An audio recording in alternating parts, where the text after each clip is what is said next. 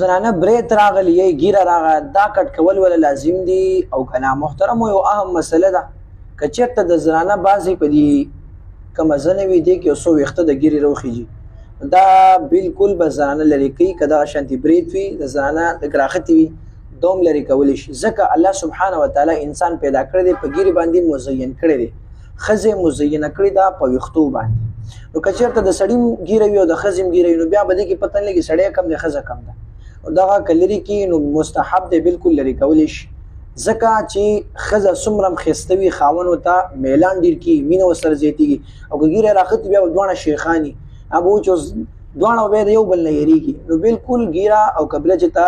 یو دوه درې ډکې راختې وي یا ډېر اکثر بوډایکان راخېږي نو بالکل لرې کولی شي یو عام او ضروري مسله وه چې تاسو سره ما شریکه کړله دا خپله مورئ ملګرو سره هم شریک کړئ دې سره زموږ دا پیج هم فالو کړئ چې نوي نوي بیانات انشاءالله تاسو ته ورسوو الله تاسو ټول په دین باندې پوه کړي